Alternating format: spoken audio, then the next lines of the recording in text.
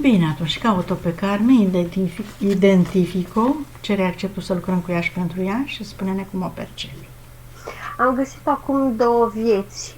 Tot mi-apărea în imagine un bărbat într-un țarc pe o poiană, dar era țarc din lemn, de vaci și o casă lângă. Și tot vedeam bărbatul ăsta că cam odată, la ceva timp, se ducea cu o seringă foarte groasă și o băga în jugulară la vacă, dar înainte să facă chestia asta, parcă amorțea vaca, o făcea să nu se miște. Îmi vine să zic că o hipnotiza, ceva de genul. Și îi băga ca o seringă mare în jugulară și o sanguiniza. Îi scurgea tot sângele în găleți. Și vedeam că o parte se ducea cu gălețile alea în casă, e foarte scăvos, o parte din sângele ăsta turna cum torn laptele în căni și îl bea și restul se îmbăia. Își rezolva carențele, tot aud spiritul. În crezul lor și își rezolva carențele de minerale, de vitamine, de fier, și după aceea n-am rezistat să stau prea mult acolo, mi s-a părut foarte scârbos. Am venit în partea cealaltă la mănăstire. Și aici o percep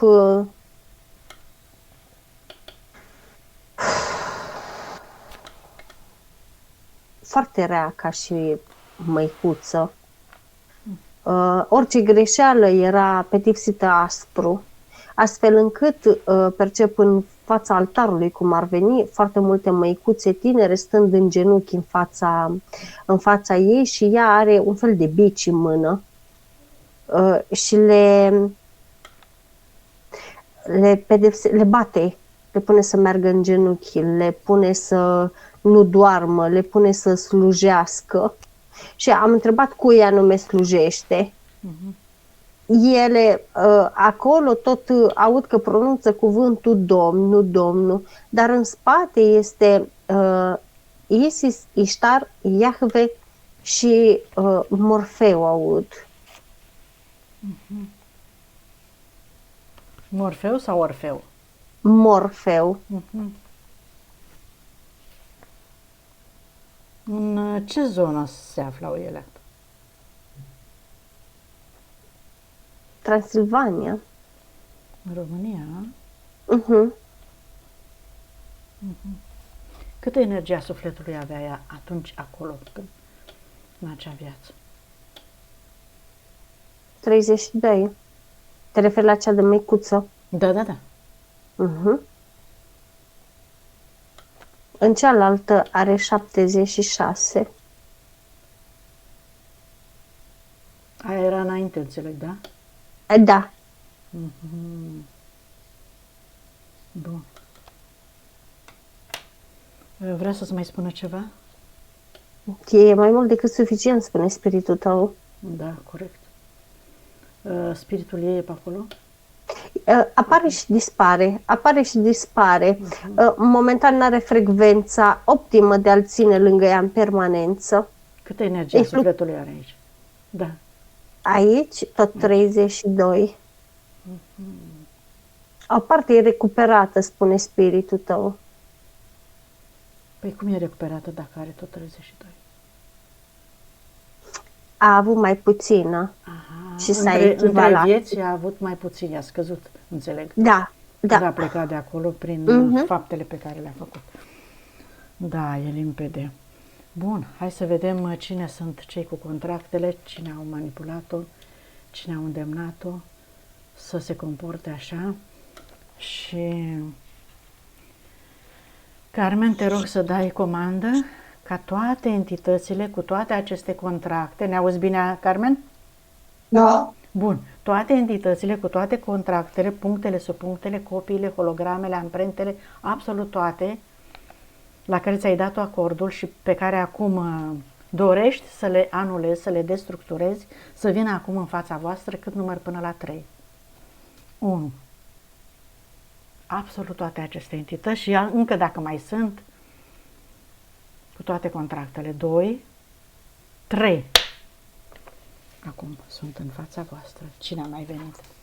În afară de cei pe care i-ai menționat. Horus și primul om a mai venit. În total are 23 de contracte la ei. S-a ars, am făcut purificator, s-a ars ăsta de Matrix. Neiubire, frustrare, indecență. Primul om l-a aruncat și a plecat, a zis care treabă. La ăștilalți este pe obediență. E ocupat cu războaiele. Da. Pe obediență, Da. pe îngenunchiere, pe durere, pe supărare, pe sacrificiu, pe slugărnicie, pe răutate, alungare, lipsă de apartenență, nedreptate, frustrare, iar obediență, e de sub supunere, indecizie, dispreț, tensiune, căutare, întoarcere, nedibăcie, indirecție, asuprire, amărăciune,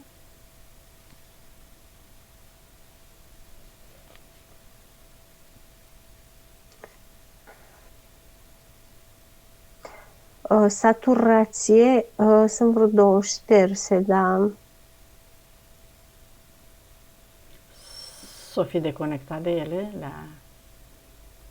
le-a conștientizat. le-a înlocuit, a spus spiritul meu, i le-a înlocuit cu obediență și cu supunere. Loialitate, nesiguranță,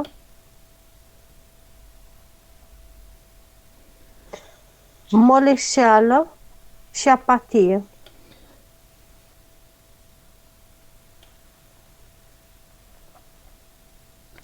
Au început deja să se ardă.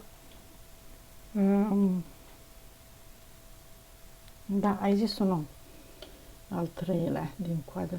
Ascultare sau ceva de genul. Vreau să știu față de cine ascultare.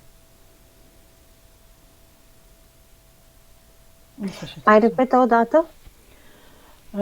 Nu, că nu mai știu care a fost. Al 3-lea din coadă. Toate erau cu direcție către zeitățile respective. Așa, ascultare către ei. Păi de asta că mi s-a părut ciudat. Bun. Mai trebuie și cel al botezurilor, cununiilor religioase cu Iasmin. Astea sunt ritualuri. Nu sunt contracte, nu. Bun. Atunci să se ardă toate, absolut toate, și vedem dacă a rămas cineva. Iahve cu ritualurile. Bun. Dai comandă, Carmen, să se ardă și astea, absolut toate pentru totdeauna. Ai înțeles despre ce e vorba și dorești să te deconectezi, să nu mai dai putere prin nicio religie, prin nicio canal, prin niciun portal, să-ți recuperezi toată energia personală acum, de oricând, de oriunde. Bun. Și dacă s-au ars în focul purificator, acum hai să-i facem și scanarea, să vedem ce implanturi și ce blocaje. În care roaba pe ea de măicuță. Rochia, da, aia neagră, lungă. Ce cu chestia aia în cap? Încă mai are. Da, prin asta ținea oamenii la distanță. Adică și dacă se apropia cineva, se apropia în semnul ăla de respect, dar nu cu dorință, nu cu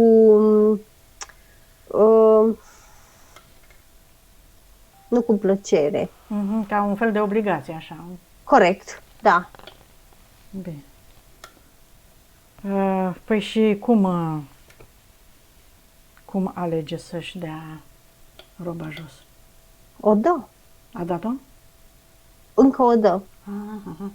Bun, să se curețe, să se deconecteze de tot ce conținea, toată informația, toată energia veche, agresivă și tot ce presupune această costumație a ei, să se elibereze de ea acum pentru totdeauna, pentru că a înțeles jocul prin care a trecut și dorește să schimbe și programe și energie și tot. Oricum o face cam mecanizat, nu pot să spun că o face cu dorință din aia. N-a conștientizat importanța eliberării. Îi scoate un... Da. Zi.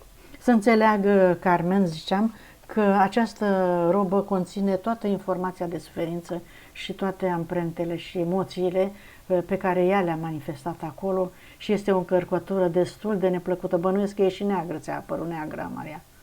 Da, e exact ca asta de măicuță, cum vedem la noi, neagră toată. Bun. Inclusiv câteodată pe ochii pica o chestie din aia. Îți imaginezi, Carmen, și tu cum se destructurează, se dizolvă așa, ca și cum ai pune ceva într-un acid, se topește, se transformă în energie pură. Acum, pentru totdeauna. Îți scoate un sigiliu de la inimă și văd că imediat cum începe să se desprindă sigiliul ăsta de la inimă, apare și spiritul ei. Și văd că nu mai pleacă.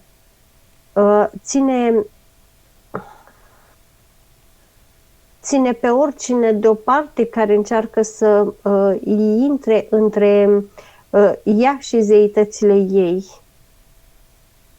Orice disturbator ar fi venit, ar fi fost îndepărtat instant de către sigiliul ăsta. Ca să nu dea energie nimănui decât zeităților, nu? Energia iubirii. Și să nu slujească și să nu vadă pe altcineva în afară de ele. Grele contracte. Da, mai departe. Îi scoate de la coloană ca două pietricele, să zic, una pe partea coloanei, una pe partea cealaltă a coloanei, imediat sub omoplați sunt lipite. De acolo și îmi vine să zic amorțeala spatelui sau de acolo și greutatea care o simte câteodată, apăsarea aia care o simte în spate. De cele mai multe ori pune pe seama faptului că stă în picioare, că stă aplecată, dar durerea e de acolo.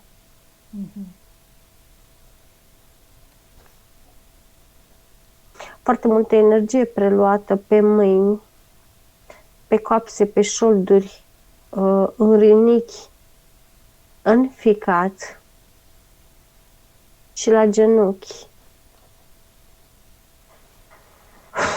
Genunchii ambii au ca niște genunchiere din astea care o fac tot timpul să vrea să stea. Nu prea o văd cu picioarele drepte pe ea, tot timpul parcă o văd cu picioarele. Ai văzut când stăm în fund pe scaun, cum ținem picioarele? Știi? Nu le ținem drepte așa, le ținem tot timpul așa. Într-o parte, ori în dreapta, ori în stânga. Da, dar nu drepte. Tot timpul așa. Parcă pe sub scaun, pe sub noi, știi? Da.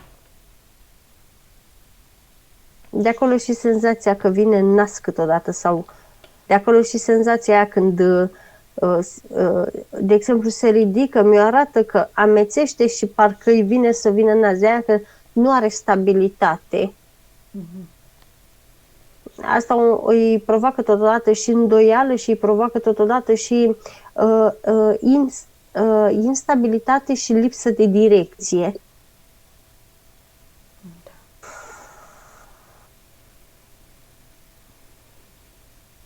Îi scoate foarte multe larve astrale din intestin, din sâni,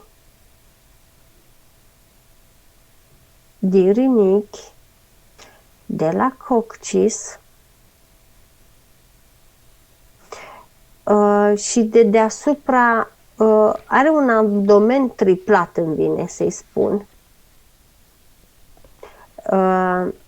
În energetic e ca și când, fiind obligat acum să se descurce singură, e ca și când se mărește foarte mult ca să facă față, să facă mai multe lucruri deodată, să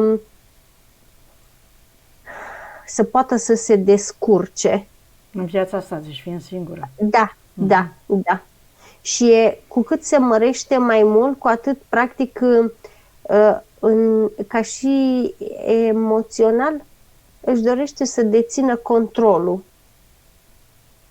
Dar, cum să spun, să dețină controlul asupra propriei sale vieți, ca și când confuzia asta, îndoiala asta, singurătatea asta apăsătoare, e ca și când îi disturbă direcția.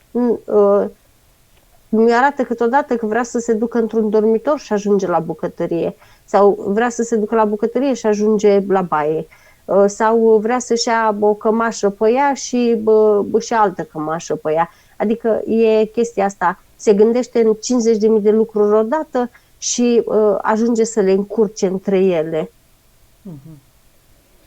Da, da. Îi mai scoate un implant de la rinichiul drept. La fel, indecizie și apatie îi provoacă asta, nemulțumire chiar.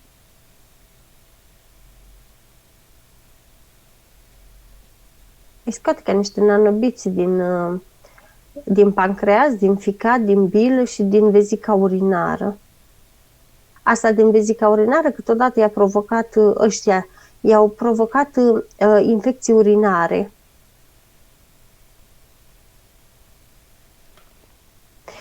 În mod normal, îmi spune spiritul tău, la cum percepe acolo, vede cum ar fi 2 cordoane. Eu văd unul singur.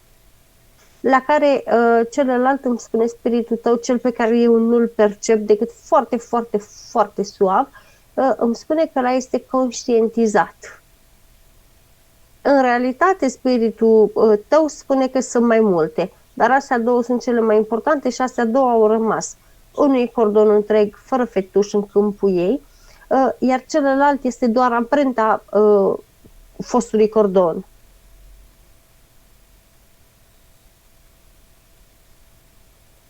Colaborează spiritul și sufletul ei? Să curățe cordoanele bine? Nu, asta o face spiritul meu cu spiritul tău. Ok.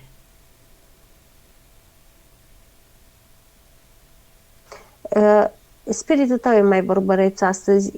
El face pe ginecolog acum, în sensul că în timp ce curăță cordoanele astea, spune că de la cordoanele astea și secrețiile problematice care le-a avut în trecut, de la astea se trag. Cordoanele cu fetuși, nu? De la fetuși, da. Le curețe, să le taie, să le dizolve, să le transforme în energie pură pentru totdeauna.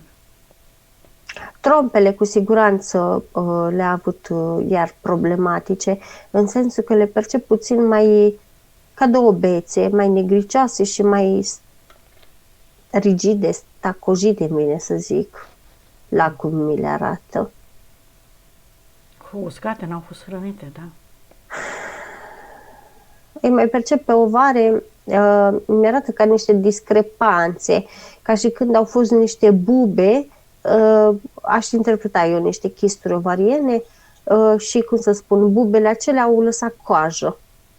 Știi? S-au uscat, s-au trecut, probabil s-au resorbit și au lăsat coji. Și acum percep spiritul tău că le dă la o parte și după aceea rotunjește, nivelează.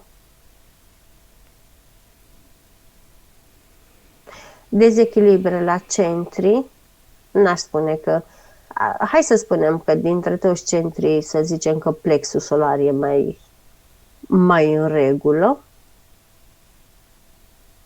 Îi scoate din tiroidă iar un implant în formă de ceas. Dar implantul ăsta o îngrașă.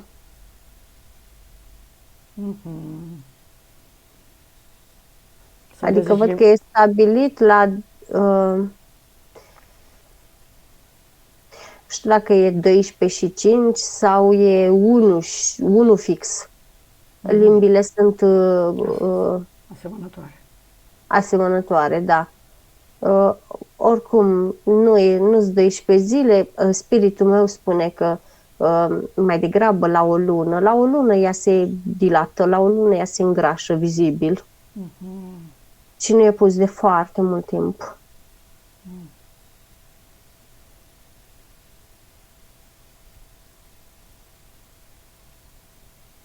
Cam de când ai început să te îngrași? Cam 10 ani. Carmen. Mai mult așa sau vizibil. Ne auzi? 8 ani. Cam de 8 ani? Da. Ah, ok. Deci ai zis Amalia deja de vreo 10 ani. Bun. Da.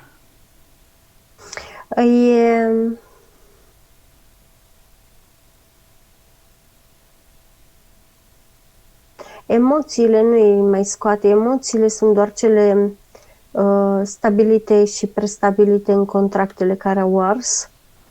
Îi mai scoate rezistența la schimbare, în plus îi mai scoate frica, îi mai scoate agitația, văd din ceafă, o deconectează de la calculatorul central și de la sursa falsă. Nedreptatea o scoate din coloană, din plămân și din coccis. Și durerea din piept. Mai are, dar e prea mult pentru ea, mai ales că nu le conștientizează, adică ea nu conștientizează în totalitate ce facem noi acum. Tocmai de aceea spiritul meu i-a spus spiritului tău și spiritului ei că dacă insistăm vom avea surprize cum am mai avut și le reactiveze. Da. Se poate descurca foarte bine fără astea. Ăsta e grosul, e cel mai important strat, spune spiritul tău. Da. Important e primul ăsta strat, că omul după aia începe să conștientizeze și mai lucrează cu el mai. Bun.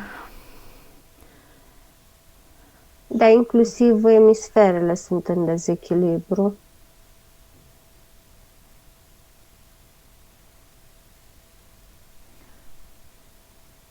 Mai are ceva? Implantul te scos blocaje? Nu mi mai arată. La picioare doar centrii de sub tălpii sunt blocați, dar, cum să spun, trebuiesc reîmprospătați. De asta nici nu simte împământarea când o face.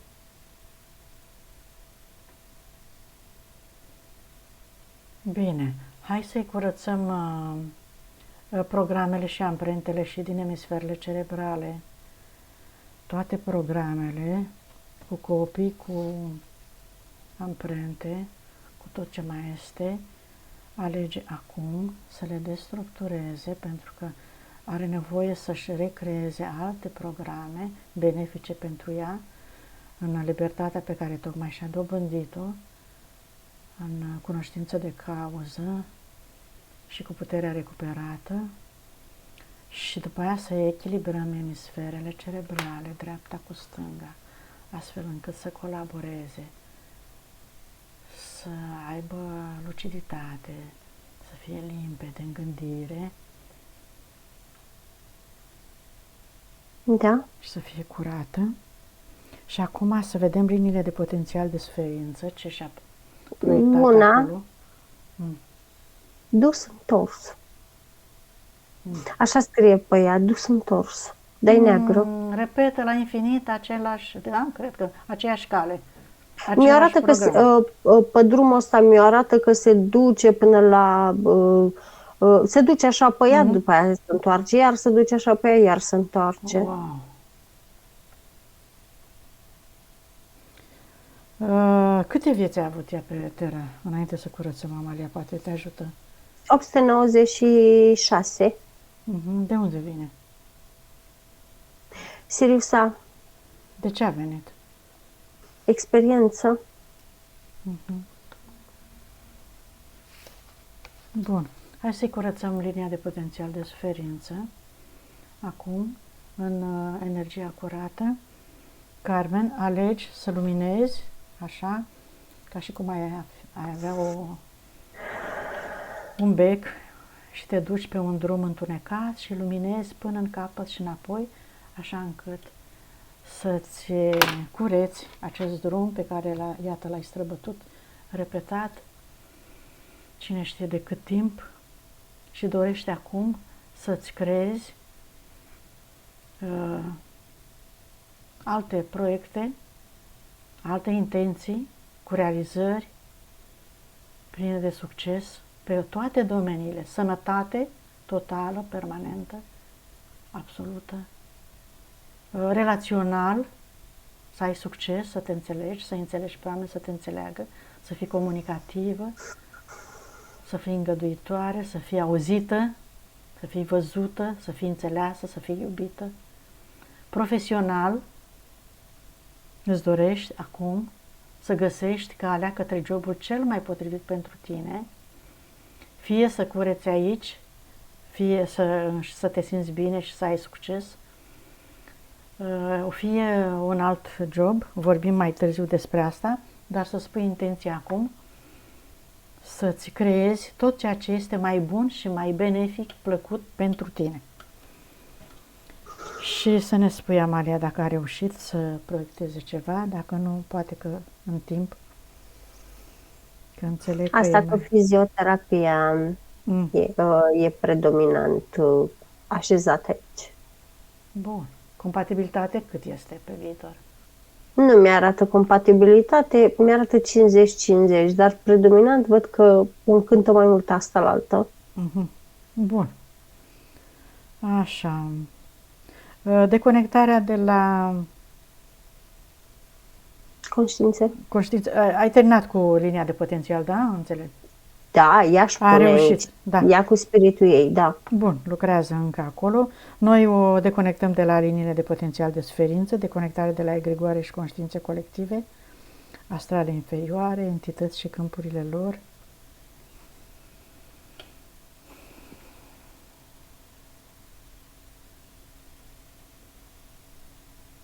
Își ia toată energia de acolo, taie toate cordoanele, șterge toate urmele. Bine. Acum, Carmen, chemăm toate persoanele din viața ta pe care le-ai întâlnit până în clipa de față, inclusiv tata care trăiește, pacienții, colegii, vecinii, prieteni la școală, de când te-ai născut tu până în clipa de față, familia ta și faci procesul de curățare, Carmen. Spui, mă iert, vă iert, mă accept, vă accept, mă iubesc, vă iubesc, mă eliberez, vă eliberez acum pentru totdeauna din toate programele, tot ce am creat greșit la adresa voastră, cu gândul, cu vorba și cu fapta, din toate timpurile în care ne-am întâlnit, în orice situație, acum, curăț și destructurez toată această energie neagră de pe cordoanele cu voi. Acum, pentru totdeauna. Să nu ți se pară greu, că e foarte simplu, Carmen. Prin intenția ta, în starea de relaxare, poți să faci în câmpul tău tot ceea ce dorești și să realizează, să fii convinsă că se realizează, pentru că decizia ta are putere de lege în câmpurile și în corpurile tale. Asta face și cu transgeneraționalul concomitent. Așa, inclusiv doar cu că la mama. transgenerațional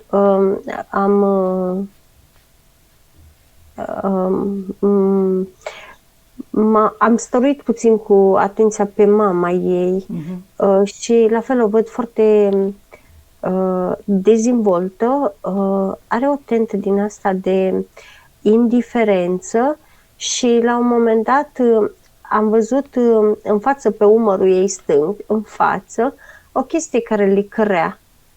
Știi? Pe umărul mamei? Sau? Da, aici. Ca o steluță. Și tot îmi întrebam spiritul, ce e aia, ce e aia, ce e aia? și la care spiritul meu zice, ăsta e fragmentul sufletesc. Și s-a dus și l-a luat, l-a purificat și îl aduce lui Carmen. Iată, Carmen, intenția ta de curățare deja are un efect.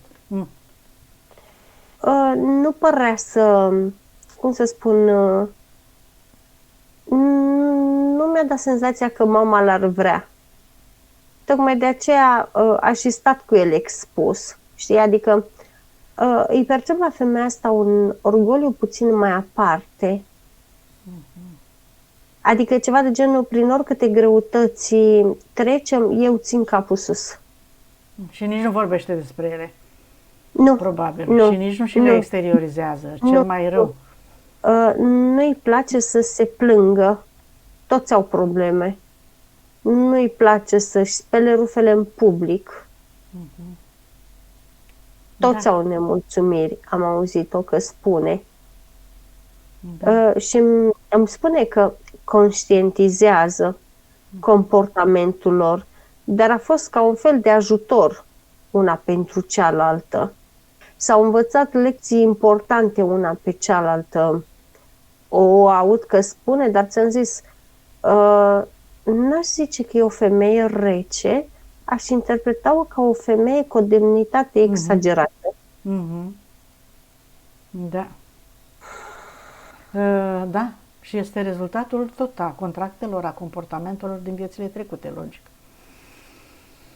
Da, depinde și de unde vine, că știm noi că își păstrează comportamentul de pe planetele pe care a experimentat sufletul și așa mai departe. Nu e supărată pe Carmen.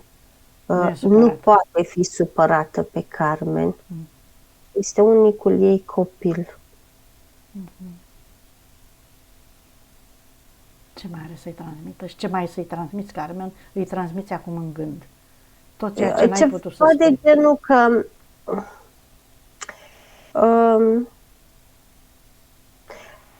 dai senzația că pare împăcată cu situația, dar îi percep urmă de regret în ea, știi?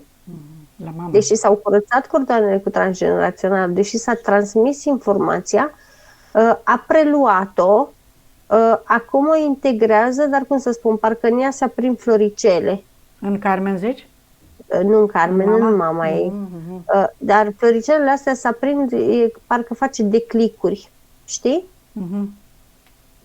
Hai să-i mai transmitem și mental, Carmen, că să fie conștientă de existența sufletului, a spiritului ei, oriunde s-ar afla, în orice formă ar fi, și să aibă încredere în ea și în lumina din ea, în adâncul, să se privească în nucleul sufletului ei, să-și regăsească acolo toată forța, toată încrederea, toată iubirea, toată libertatea pe care o are orice suflet pentru a se manifesta în orice experiență prezentă și viitoare, oriunde s-ar afla. Și astfel poate să urce în dimensiuni, să-și deschidă un nou portal, unde să se simtă bine, fericită în primul rând, mulțumită, liniștită. Tu îi dai voie, o eliberezi, îi permiți, tai cordonul cu ea, să meargă acolo unde este bine. Și această informație se transmite la tot neamul, la toți strămoșii pe cordon, tuturor sufletelor din transgeneraționalul tău. Îți vine să crezi sau nu îți vine să crezi, un transgenerațional destul de ușurel, dar destul de toți au preluat informația în arborele ăsta. Și la un moment dat, cum preluația, parcă se luminau. Și la un moment dat i-am spus, le-am transmis că Carmen are nevoie de vindecare în momentul ăsta. Și are nevoie să se deconecteze de ei. Are nevoie să îi elibereze și ei să o elibereze pe ea. Și i-am auzit pe toți în cor spunând, și-au împreunat mâinile așa și au spus, o binecuvântăm. Super. Știi? Ce receptivi sunt. Da, foarte ok. Carmen, mai fă un exercițiu scurt de imaginație, te rog. Cum e, în spatele buric, în centru, la nivelul buricului, în centru, Imaginează-ți că toate legăturile cu ei se ard acolo cu iubire, cu lumină și rămâne spațiul tău curat, între ombilic și rinichi. De acolo smulgi, tai, arzi, cum vrei tu, toate cordoanele până la ei și spui, vă iubesc, mă iubesc, vă eliberez, mă eliberez, vă accept, mă accept. Mergeți fiecare cu încredere în sufletul și spiritul vostru. Să-mi spui, Amalia, dacă s-a mai luminat ceva pe acolo sau s-a schimbat ceva deosebit. Nu. Nu? Nu s-a întâmplat nimica după ce a făcut ea chestia asta? Era luminat. Era deja luminat? Da, erau deja luminați, erau pulsate cordoanele. Bun, au plecat și au mai primit și ei lumină? Au primit suficient de multă, mai ales că toți au binecuvântat-o. N-am văzut unul care să nu o binecuvânteze. Foarte bine. Așa, mergem mai departe acum, foarte bine, să taie toate, mă rog, s-au dizolvat cordoanele, nu știu dacă mai trebuie să taie. Așa, acum, Carmen, hai să mai faci un exercițiu, te rog, să schimbi spiritul și să-i spui că îl iubești, că ești recunoscătoare, că te-a susținut și te-a vegheat.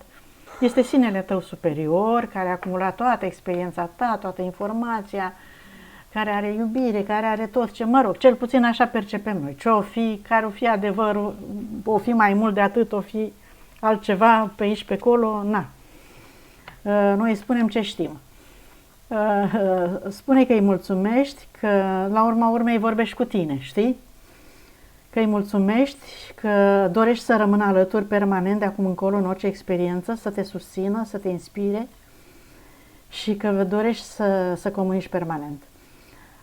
Spune să te atingă undeva pe corp, să vedem dacă îl percepi, dacă vrei, bineînțeles, să-i spui toate astea și să-i transmiți că dorești să-l percepi și astfel să ai încredere, pentru că de fapt n-ai fost niciodată singură, Carmen, nu ești niciodată singură, orice s-ar întâmpla, el e singurul care te iubește cu adevărat, care te susține sincer, cu toată tăria și sinceritatea. Important e ca tu să-i permiți și să-ți amintești și să conștientizezi informația asta.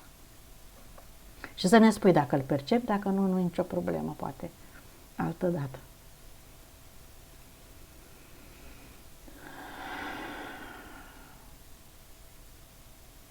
Pe umărul drept și pe picioare. Ai simțit, Carmen? Nu. Vreo atingere, ceva? Nu. Bun. Nu-i nimica.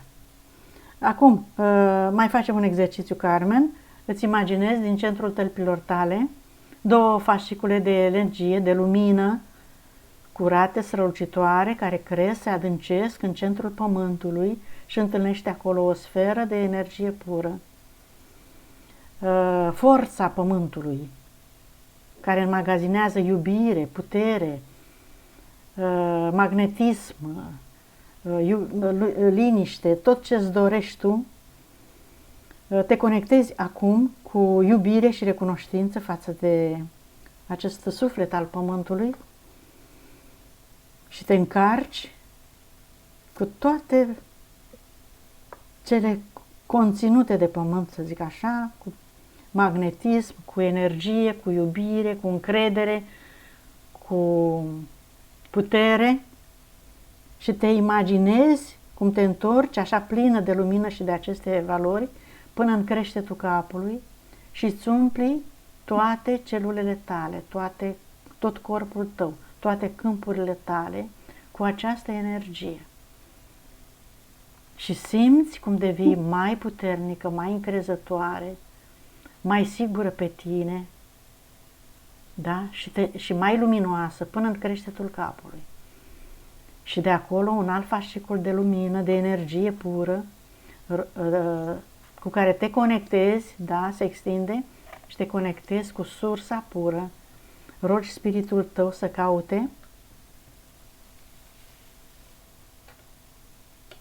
matricea originală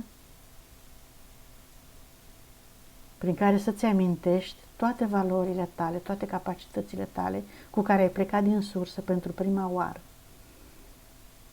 Când erai luminoasă, mare, puternică și știai tot, puteai tot, înțelegeai tot, simțeai foarte bine totul și aveai libertatea să decizi pentru tine.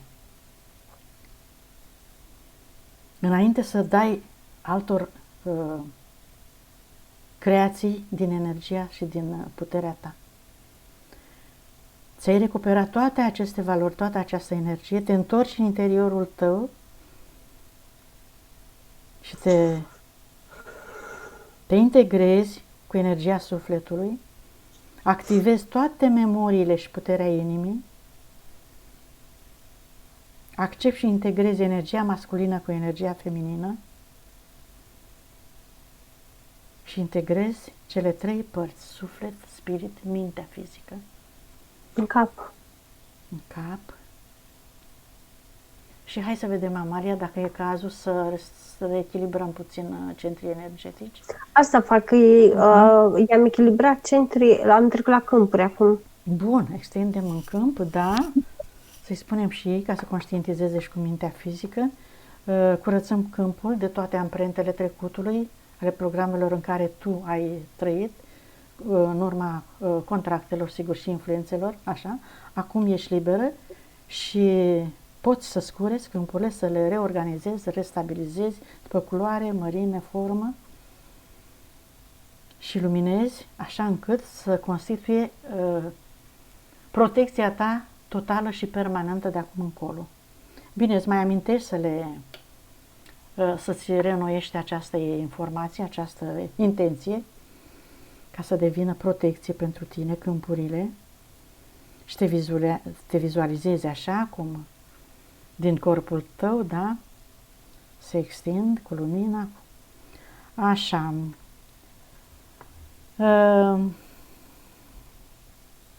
Să mergem și la curățarea casei. Și Trei portaluri închide. Sunt legate de icoane, Amalia, din curiozitatea mea. Aș zice că mai degrabă de cruciulițe. Sau de mir, dacă are prin casă. Și dacă nu are, clar are amprente. De la biserică, nu? Venite. Prin persoane. Bine, și energie de tristețe, îi curăță foarte mult din podea, dezamăgire foarte multă din tot ce înseamnă lemn în casa aia, e imprimat.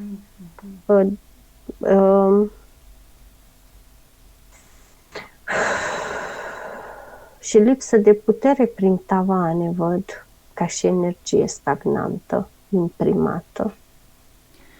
Amalia, lemnul absorbe energia informațională mai rapid, mai mult decât betonul? Da. Sau decât plasticul? Sau decât fierul? Da. Lemnul e cel mai receptiv? Corect. Bine, noi ne căutăm acum să ne facem ecologice mulți își fac și din pământ, din paie, din lemn, mult. Dar vezi, niciodată nu m-am gândit până acum că lemnul e un bun absorbitor de emoțiile noastre, la urma urmei, că astea sunt în casă emoții. Spiritul meu zice că același lucru îl facem când ne ducem pe lângă copaci. Ei absorb. Păi da, dar fiind vii, copacul viu transformă, dar lemnul mort, cum ar veni, mai are ceva viață în el? Nu transformă. Copacul nu transformă, absorbe.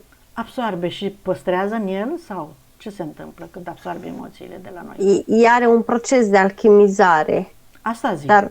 Dar, cum să spun, mi-l arată, e puțin mai complicat de să-l traduc. Așa, dar lemnul din casă, da, preia și percep că pe timpul zilei preia, iar pe timpul nopții începe să lucreze, cum ar veni. Începe să emită. Începe să se dilate. Nu anihilează emoția? Nu. Dar ce lucrează? El ca lemn? Pentru el lucrează? O preia și o scoate afară. Când se îmbibă, e ca un buret. Și are capacitatea nu alchimizează. Să-l scoată afară? Iese afară la un moment dat. Nu din casă. Din lemn? Din lemn. În cameră. Deci el ziua preia, noaptea de afară. Ziua preia, noaptea de afară. Deci nu rămâne stocat, nu? Foarte mult timp. Păi, ba da, rămâne, pentru că dacă ziua o preia și noaptea o dă afară în cameră. Nu afară. Eu am crezut că îl elimină afară. Nu, afară în cameră. După aceea iar o preia, iar o dă afară și tot așa. Păi la un moment dat ne arată că majoritatea lemnelor care le avem prin casă, mai puțin astea care sunt tratate, dar majoritatea lemnului lemn mi-arată că la un moment dat începe să se crape. Din cauza asta oare se crapă lemnăria? În energetic mi-arată că ăsta este motivul. El lucrând așa permanent, sigur că la un moment dat se și crapă. Noi zicem că de la umezeală, de la uscăciune, de la așa, dar iată că și din cauza asta. Așa. Bine. Cabinetul să curățăm, Maria. Da, el curăță, dar el a curățat cu o frecvență cu o lumină mai suavă. Pentru că sunt și energiile pacienților acolo și n-are voie, nu? Decât energia ei. Nu că n-are voie, că din moment ce e cabinetul ei și ea profesează acolo, are voie, dar pacienții care vin la ea, majoritatea vin pe o energie foarte scăzută. Și dacă noi îl curățăm ca lumea, ei având o energie foarte scăzută, nu o să-i mai vadă cabinetul, nu o să mai fie atrași de ea. E ca și când o să o ocolească. Păi facem așa, uite ce idee mi-a venit. Curățăm energia ei, curățăm cabinetul, curățăm suferința și durerile cu care vin pacienții acolo, de pe pereți, pentru că e cabinetul ei și poate să o curețe, da? Curățăm scaunul de lucru, curățăm toate ustensilele, curățăm tot, acolo pat, ce are, scaune, tot curățăm. Pentru că acolo, cum ai zis tu, vin pacienți cu dureri, cu suferință, cu vibrație joasă și este important ca acel cabinet să aibă vibrație ridicată, ca omul când vine acolo să aibă putere, să aibă, curaj, încredere și hai să-i punem, Carmen, să pui informația asta în cabinet, să aibă încredere, să aibă curaj și să se transforme orice energie de vibrație joasă să devină una optimă și la intrare punem la fel. Spui intenția ca să fie energie de încredere și de bucurie, vizibilitate, așa, și ce mai crezi tu, Amalia, că mai trebuie pus la intrare ca să atragă clienții, să vină oamenii clienții, că sunt pacienți la ea, să vină oamenii cu încredere și cu convingerea că se rezolvă. Am pus magnetism. Așa. Robinetul abundenței curge. Așa. Decât că bagă îndoiala și nemulțumirea și e ca și când fluxul devine puțin invizibil. Adică curge, dar nu mai ajunge la ea.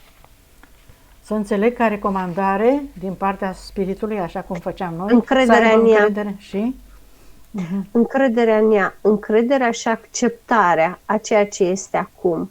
Și spiritul ei spune că nu ar strica absolut deloc să se bucure puțin de viață, măcar de acum încolo, să guste puțin din frumusețea vieții, pentru că mi-arată ca un copil care a trecut școala pe lângă el, știi? Decât că în cazul ei a trecut școala vieții, n-a trecut școală.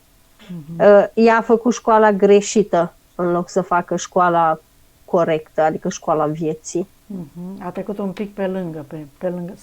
S-a scurs pe lângă ziduri, cum ar veni, pentru că a avut niște contracte cu entități mari și ar trebui să fie mândră. De ce? De toate prin cele care a trecut, spune spiritul ei. Una peste alta. Și ar trebui să se considere acum o eroină. Corect. Că a făcut față și a reușit să, iată, să-și învețe, să-și facă, dar ea e nemulțumită pentru că singurătate, pentru că relațional, pentru că... A fost, dar depinde de ea. Nu o să vină niciodată să-i ciocăne, îmi arată cineva în geam și să o scoată la o întâlnire. Tocmai de aceea va trebui să-și facă timp pentru ea. Da. Sigur, se înțelege de ce n-a putut să o facă până acum, dar de acum încolo o să poată să o facă. Și... ce am să mai zic? Bun. Cât la sută s-a recuperat energia? 98. Conștientizare?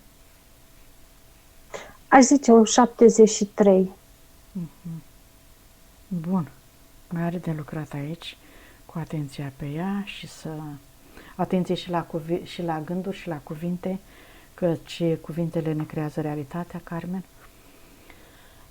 Metabolizare câte zile? 7. Carmen, noi am terminat. Spune-ne și nouă cum te simți, dacă ai perceput ceva în timp ce s-a lucrat. Eliberată mă simt. Rămâi acolo că n-am încheiat, dar să ne spui părerea, feedback-ul tău.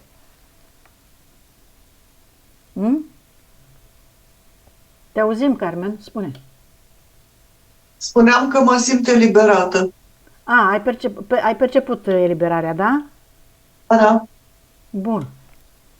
Te-ai regăsit în descrierile Amaliei, că nu ne-ai spus prea multe despre tine.